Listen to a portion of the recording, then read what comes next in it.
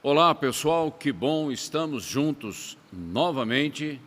Graças a Deus por essa chuva abençoada que está caindo sobre a nossa cidade. Aleluia, nós agradecemos ao Senhor por isso. E eu agradeço a Deus pela tua vida, pelo teu interesse, pela tua conexão, nos acompanhando nesta série de estudos sobre vivendo acima da mediocridade, um estilo de vida que valoriza a excelência, ok? Nós já concluímos o primeiro volume da nossa apostila a semana passada, quando a gente estudou sobre prestação de contas. Hoje nós vamos entrar no segundo volume da nossa apostila, né? Aqui o nosso segundo volume, e vamos entrar na terceira parte. A terceira parte, ela fala de uma luta feroz, de um combate acirrado contra a mediocridade. Porque a mediocridade é como a inércia, não precisa fazer nada, ela toma conta. Mas a excelência exige zelo, disciplina, luta, esforço intencional e com propósito. Então é diferente para a gente sair dessa planitude, né, para ir para as alturas. E isso é uma atitude determinada da nossa parte. E hoje nós vamos ver o estudo 9, como ganhar a batalha contra a cobiça. O assunto hoje vai ser sobre a cobiça. Por quê? Nessa luta aguerrida que nós temos no dia a dia, tem 4 coisas que nós precisamos bater forte. Primeiro, a cobiça, que tem a ver com o meu egoísmo, o meu autocentrismo e que impede uma vida de doação. Porque para servir a Deus é doação. Não é? Só chamando a atenção. O outro ponto que a gente vai ver mais para frente é a questão do tradicionalismo. Aquela rotina religiosa, aquela cerca, engessado e não acontece nada. Também é complicado para nós. Porque a tendência nossa é nos acomodar, ok? E um outro ponto aqui é a questão da indiferença apática. Aquela monotonia, sabe? Vai levando. Não dá, precisamos combater esse tipo de coisa, vai ser um outro assunto. E, por último, o egoísmo destituído de alegria. Quem falou que no egoísmo existe a verdadeira, a genuína alegria? Não existe, muito pelo contrário. O egoísmo ele é todo ressabiado, não é? Desconfiado. Né? Então, a gente já sabe o tipo de atitude que acompanha o egoísmo. Mas a verdadeira alegria vem de Deus. Deus é a fonte de toda a alegria, da genuína, da verdadeira alegria, a alegria de viver para ser uma bênção na terra. É isso. E Jesus Cristo nos deu o exemplo maior desse tipo de propósito, de missão na vida. E para guerrear contra esses pontos que nós levantamos aqui, vai exigir uma guerra acirrada. Não é uma semana você está todo agitado, guerreando, na outra você acomoda, na outra você já retrocede. Isso não funciona. É uma atitude persistente da nossa parte. A excelência exige esse tipo de postura. E é uma luta prolongada, às vezes progressiva, incomoda e às vezes dói. A gente sabe disso, a gente tem consciência disso, mas intencionalmente nós trabalhamos nesse sentido. A excelência, a nobreza da excelência exige um alto preço. E esse autopreço tem a ver comigo, com o meu autocentrismo. Tem que matar, mortificar a carne, que na verdade é isso, para que eu possa adorar a Deus da maneira correta e servi-lo com a motivação correta. Vamos então ver aqui algumas reflexões a respeito da cobiça. Vamos fazer uma diferença aqui.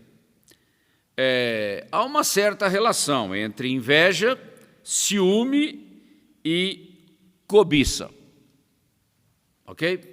Aí a gente podia citar avareza, ganância, e são coisas relacionadas. O que é inveja? A inveja é quando você olha para o que o outro tem e você quer aquilo que ele tem. Não é? É complicado. O outro não deve ser a minha referência primária. A minha referência primária é Deus. Ok? Porque senão eu perco o alvo. O ciúme é aquela insegurança nervosa e às vezes violenta de você abraçar aquilo que é seu e ninguém toca. Tem ciúme disso, daquilo, é uma obsessão, ok? Como se aquilo fosse garantir estabilidade e segurança na tua vida, satisfação na tua vida. Não vai. Então a gente tem que já ir quebrando esses paradigmas sem ficar gastando muito tempo, ok? E a cobiça é um negócio complicado porque é um desejo que nunca se satisfaz, sempre quer mais e tem muito a ver com coisas materiais, posses, riquezas, poder, fama, enfim. Ele quer e ele vai atrás. E aquilo passa a ser uma obsessão na vida da pessoa. E traz um estresse muito grande na vida de quem anda por esse caminho. E para matar o negócio já de cara, porque aqui nós não estamos para ficar filosofando, isso aqui não é um lugar para filosofia, aqui é ensino bíblico. O Evangelho, o cristianismo autêntico, ele, presta atenção naquilo que eu vou falar, o cristianismo autêntico, ele exige simplicidade. Simplicidade. Eu tenho que simplificar a minha vida, simplificar a minha agenda, baixar a bola, para que eu consiga ter agilidade nos meus relacionamentos, e são vários, para cumprir a missão que Deus me deu. Agora, se eu estou com excesso de bagagem, muitos pesos, aquilo já vai embaraçando a minha vida. E eu não tenho agilidade, não tenho liberdade, e aquilo vai tumultuando o meu serviço ao Senhor. Não estamos pregando contra a prosperidade. Não. A pessoa trabalhou, foi competente, trabalhou honestamente, adquiriu riquezas. Não há nenhum problema quanto a isso. Aqui ninguém tem alergia a dinheiro, não é isso, não é nesse sentido. Ok? Nem estamos elogiando a pobreza como se fosse uma virtude. Não é. Ok? O que nós estamos chamando a atenção aqui é o excesso de bagagem. A vida cristã, ela exige, na nossa geração, ainda mais, agilidade.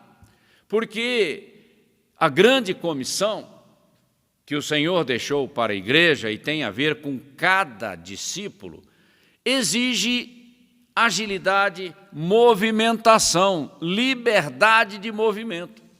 Se eu não tenho, já embaçou o meu negócio. Então, é preciso reconhecer que a satisfação, a alegria de viver, a segurança, a estabilidade, o destino da minha vida estão em Deus e não nas coisas perecíveis. Porque senão eu vou acabar indo para um lado da idolatria, idolatrando coisas, achando que coisas vão garantir a minha segurança, a minha alegria, a satisfação da minha alma. Isso é ilusão, porque tudo isso é perecível. E que garantia posses materiais, status social, que garantia isso traz para a minha eternidade? Jesus chamou a atenção disso e nós vamos estar fazendo uma análise desse ponto que está lá em Lucas, capítulo 12. Ok? Vamos ver aqui as faces da cobiça. A cobiça, ela tem a ver com dinheiro, né? Por quê? Porque dinheiro é a maneira que a nossa vida aqui na Terra tem da gente adquirir coisas. Antes era o escambo, né? Troca uma coisa pela outra. Agora foi tudo monetizado. Então, tendo dinheiro, eu tenho acesso a muitas coisas. Tá bom? E a gente acaba ficando obsessivo com essa questão do dinheiro. E o dinheiro tem um problema sério, sabe? Você fica apressado, porque tudo é no curto prazo, tudo tem que ser para ontem, tudo tem que ser imediato. Você já tem um monte de coisa, mas você quer muito mais, e você não consegue administrar tantas coisas. E dinheiro tem um negócio perigoso, escorregadio, que se chama esperteza. Você começa a ultrapassar as linhas vermelhas da moralidade, da honestidade, da integridade, porque você precisa de dinheiro. E quanto mais você tem, mais endividado você fica, maior o custo administrativo de tudo aquilo que você tem, e vai criando uma bola de neve, e você se consome a tua vida correndo atrás de despesa. Quando, na verdade, a nossa vida poderia ser bem mais simples e muito mais eficiente para nós mesmos, para a nossa saúde, para a nossa estabilidade mental, sanitária, vamos dizer assim, não é? E para o nosso serviço.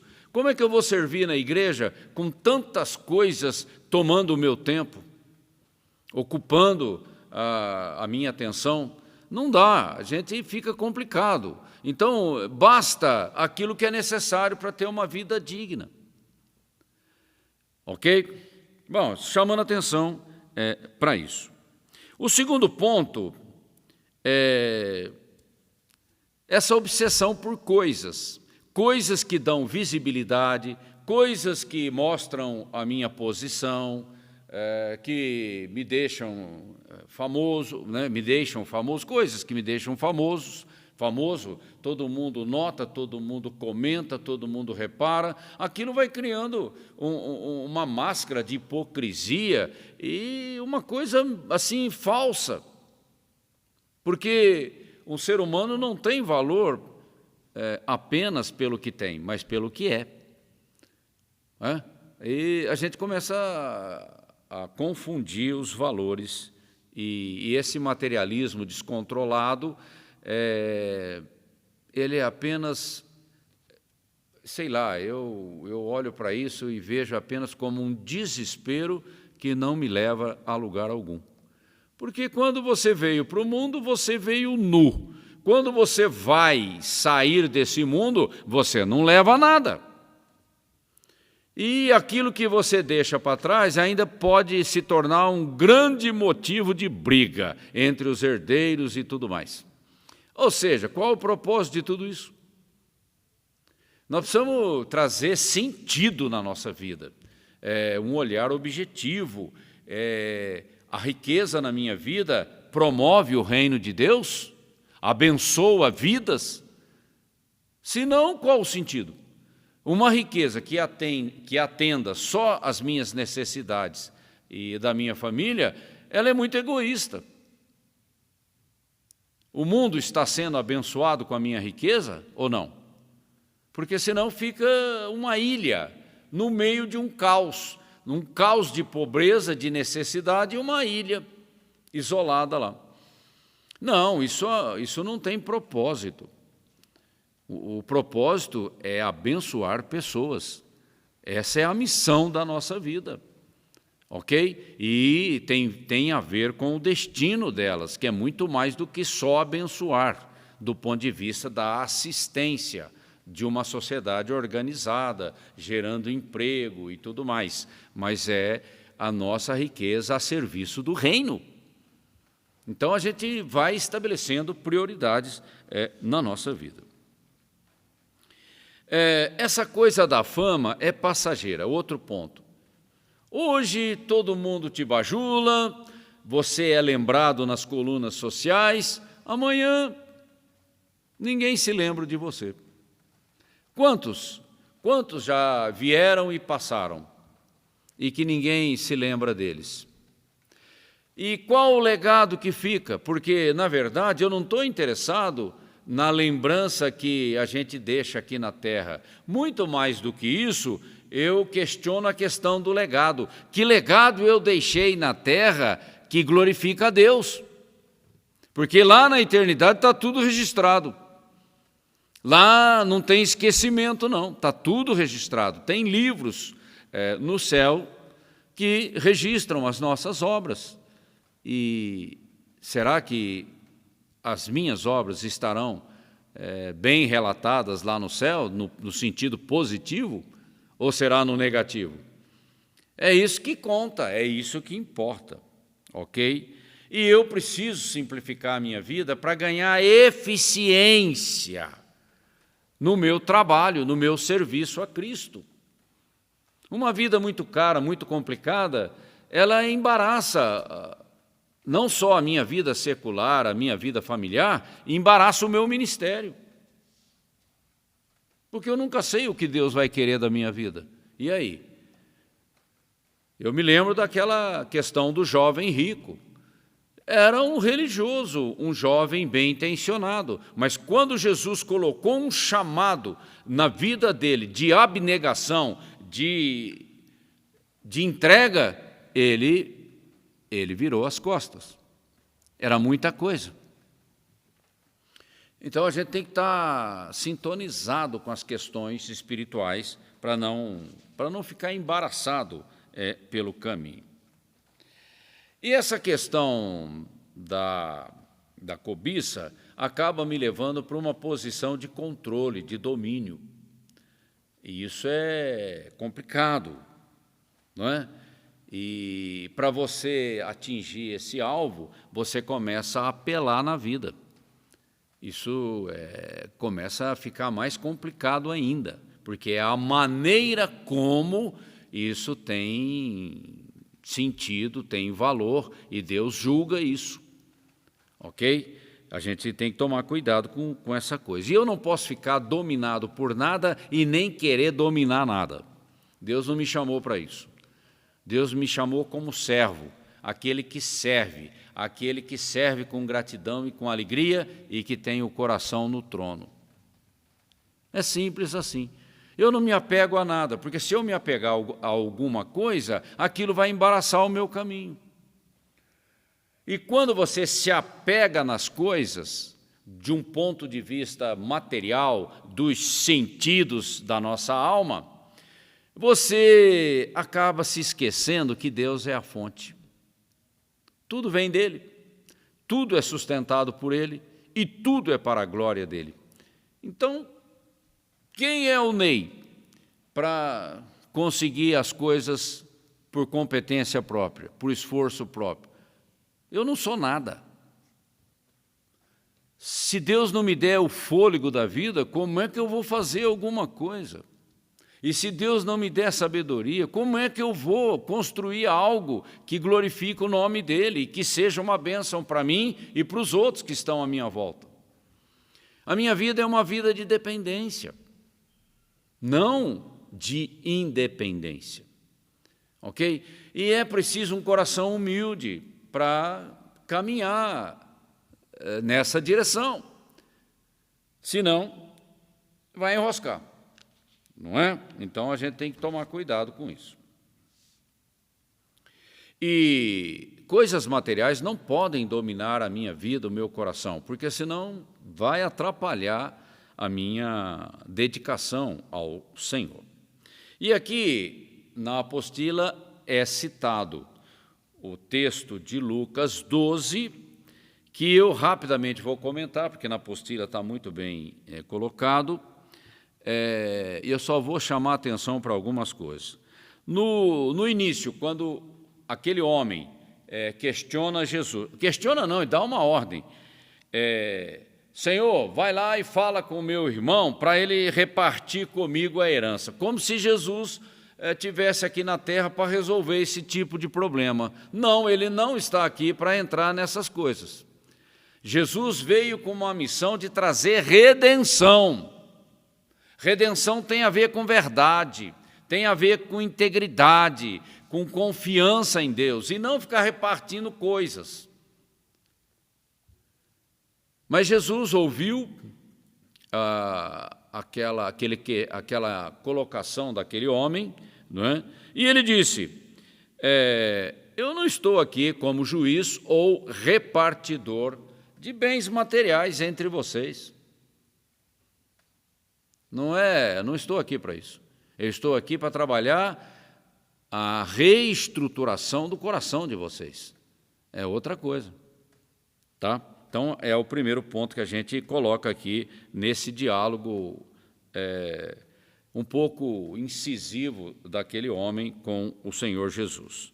E é bom a gente não se intrometer muito em essas coisinhas pequenas que afetam a vida das pessoas, porque são coisas complicadas e que você vai acabar se envolvendo numa coisa que não é prioritária.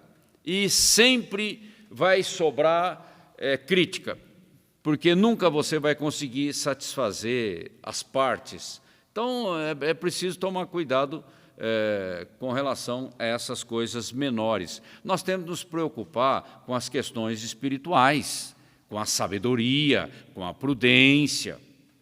Aí sim, mas ficar se intrometendo na vida particular das pessoas é buscar confusão. Então, a gente tem que ter um pouco de cuidado nessa hora, tá bom? Mas aí Jesus vem e encaixa o assunto espiritual que interessa, que é a questão da cobiça. Quando ele coloca a questão da cobiça, porque aquele homem estava interessado nos bens materiais, ele não estava interessado em outra coisa, e ele queria que alguém resolvesse o problema para ele. Então, aí Jesus disse, acautelai-vos e guardai-vos da avareza.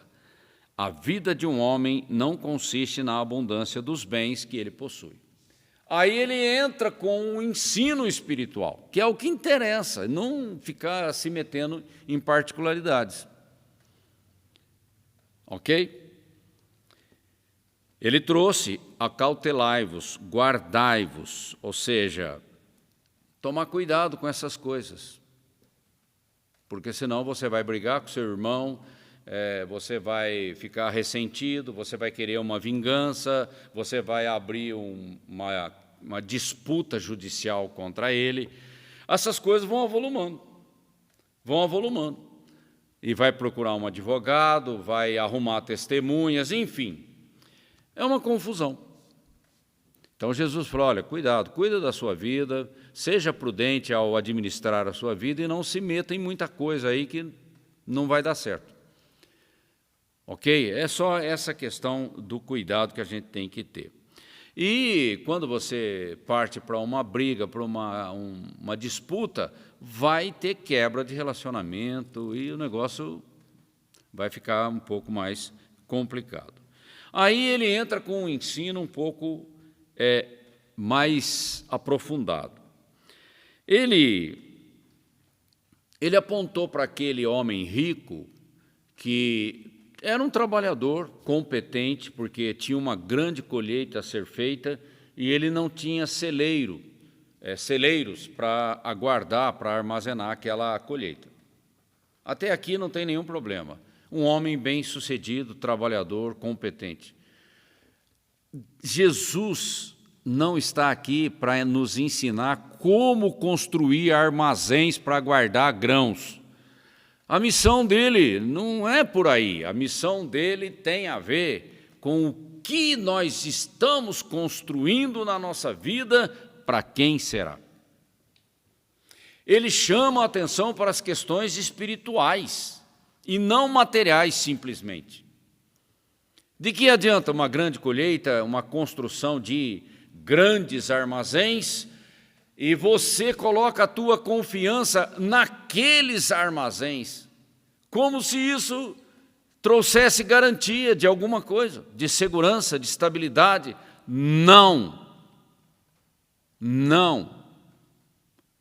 A gente tem que tomar cuidado. A nossa segurança está em Deus, nas suas promessas. Ok? E a construção da minha vida, a edificação da minha vida tem que ser sobre a rocha. Não é simplesmente uma questão material, de competência, de eficiência, de engenharia. Não, é de fé. Eu confio nele. Que muitas vezes eu não sei o que fazer, mas ele sabe. Então a gente precisa ponderar essa questão. Aí ele traz essa questão de uma vida construída com segurança. Então, aí, aonde que está o erro, então, de uma pessoa que tem essa pegada? Ele parece que Deus não existe na vida dele. Então, é a primeira confusão que a gente já percebe, tá bom? Eu não posso andar só pelos meus sentidos, eu tenho que andar pela fé. Deus é espírito, a palavra é espiritual, e vai exigir uma postura diferente da minha parte. E presunção na vida de uma pessoa é um perigo. Você confiar no que você tem. Você está doido, não dá para ter esse tipo de atitude. O que eu tenho pode desaparecer a qualquer momento. Ok? E todos nós passamos por dificuldades nessa terra que nós vivemos, por causa do pecado. Então, a tua confiança não pode estar em coisas materiais, estruturadas, da engenharia, da administração. Não, lógico que você usa isso, claro, como prudência, com inteligência, mas eu tenho que confiar em Deus. O tempo todo. A presunção daquele homem é igual aquele negócio, quanto maior a escada, maior o tombo, não é? Como se diz aí. E é verdade. Subiu para cair, grande coisa.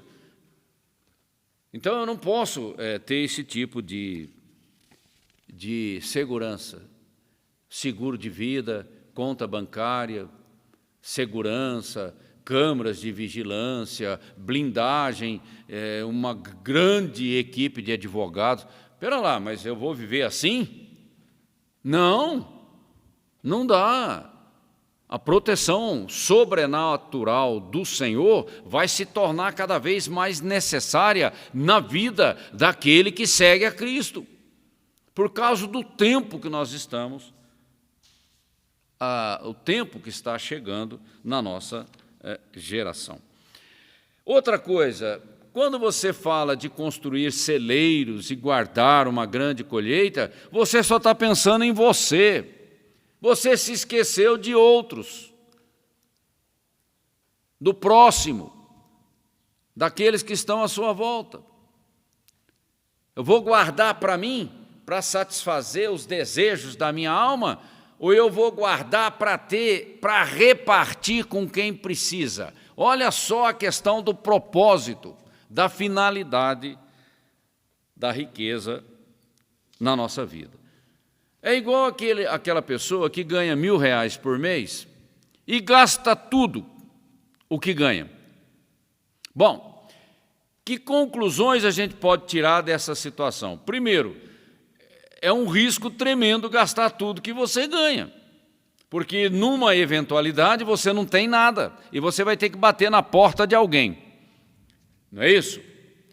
E mais uma outra coisa, se você gasta tudo que tem, como é que você vai fazer atos de bondade, que normalmente envolve dinheiro, para abençoar, para alcançar a vida de alguém? Você nunca tem nada, então você vai arrumar uma desculpa de que você não tem nada, então você não pode ajudar ninguém. Olha as implicações que isso traz. Não, a gente tem que ter um princípio de poupança, de uma boa administração, não só por segurança própria, pessoal, familiar, mas também ter como abençoar as pessoas, abençoar a igreja, enfim, ter como fazer doações. Mas uma vida descontrolada, você não consegue fazer nada disso, ok? E eu tenho que aprender a viver com o que eu tenho, com alegria e com gratidão a Deus, e não com ressentimento, e não com inveja. E eu não sou menos do que ninguém só porque eu não tenho tantas coisas. O valor que Deus me dá tem a ver com a redenção que Ele conquistou para mim. A minha identidade está em Cristo e o valor, a dignidade, a minha honra vem de lá. E não daquilo que eu sou, daquilo que eu tenho, da posição que eu tenho, do status que eu tenho. Sabe, eu não posso me iludir com essas coisas. Tá bom? É lógico, se você pode ter uma posição de influência, amém, glória a Deus, mas use essa posição para beneficiar a expansão do reino. Caso contrário, é uma vida egoísta. É disso que nós estamos falando. E aquele homem não arrumou lugar para Deus na sua vida. Ou seja, ele vivia como se Deus não existisse. Ele nunca procurou conexão, ele nunca procurou uma igreja, ele nunca procurou, olha, eu preciso fazer alguma coisa de útil, abençoar pessoas. Olha só, ele ficou no mundinho dele, individualista, egoísta, egocêntrico, só pensando nele, totalmente fora de propósito. É aí que a gente começa a questionar essas coisas na nossa vida.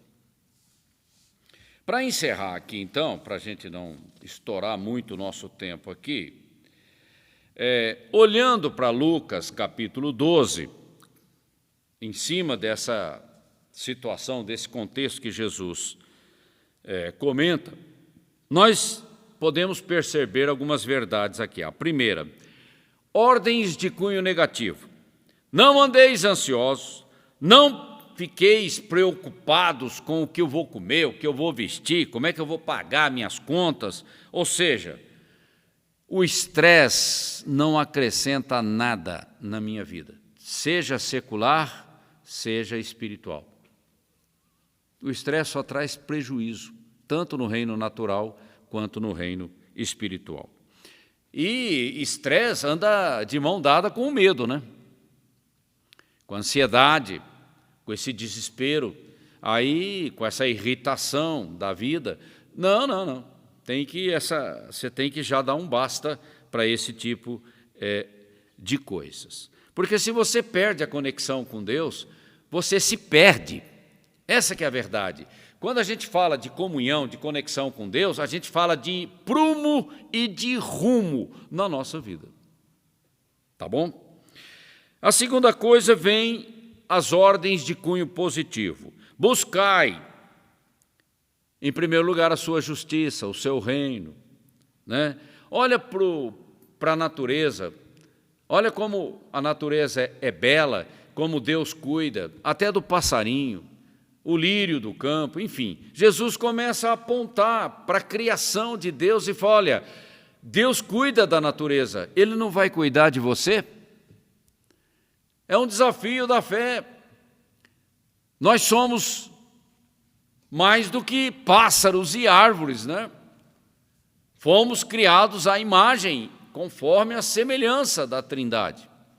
Então, o nosso valor é muito maior. Então, a gente tem que começar a se apegar a esses princípios. E Deus sabe que nós precisamos das coisas. E Deus sabe a hora certa que as coisas devem entrar na nossa vida. Eu tenho falado sobre isso por causa da maturidade. Você tem maturidade para administrar o que Deus tem para a tua vida?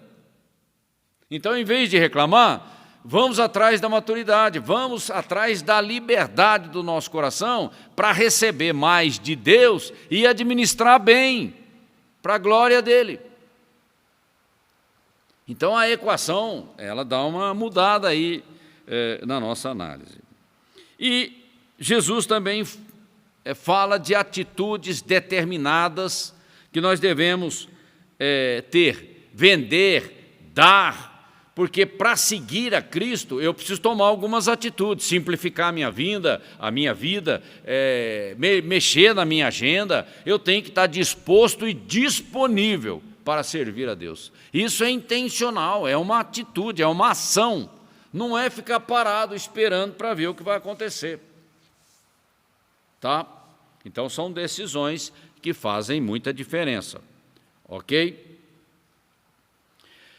E a Bíblia coloca de forma clara, dar é melhor do que receber. Aí você fala assim, mas como? Porque para dar eu tenho que ter, né?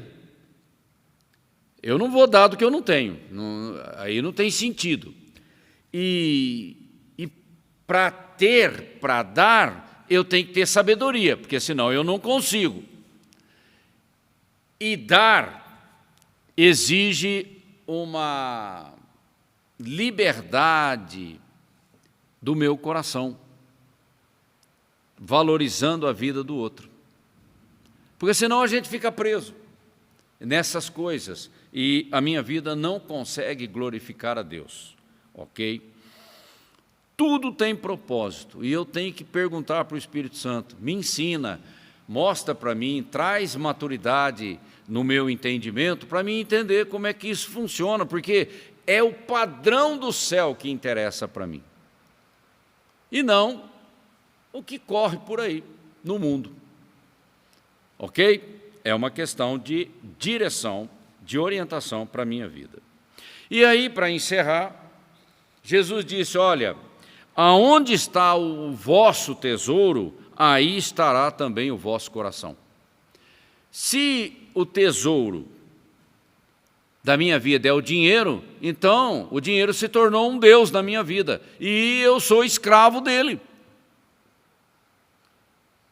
E Deus está exigindo da minha vida uma abnegação, uma entrega, uma rendição de todas as coisas para servi-lo com integridade, uma obediência integral, para que a unção do Espírito possa fluir na minha vida e alcançar vidas. A minha vida será abençoada, com certeza, mas às vezes Ele vai exigir sacrifício da minha parte, mas um sacrifício que é intencional, que tem finalidade, que tem propósito. Eu tenho que entender, porque eu sou um canal. Deus tem objetivos que vão muito além da minha própria vida. Ok? E eu tenho que aceitar isso com gratidão, porque Ele me escolheu. Eu podia ter escolhido o outro, ok? E eu tenho que aprender a ser fiel a Deus em todas as coisas, até quando aquilo é uma luta para mim, mas eu tenho que ser fiel, por uma questão de obediência, de submissão e de temor a Deus, ok? Glória a Deus, medite nessas coisas, o nosso tempo já estourou, além do que a gente está acostumado aqui, Medite nessas coisas, comece a questionar certos paradigmas na tua vida, dá uma reorganizada na tua vida, porque isso é importante para o reino, importante para você. Ok? Que você tenha uma semana abençoada, colocando tudo isso em prática, e eu conto com você a semana que vem. Deus te abençoe.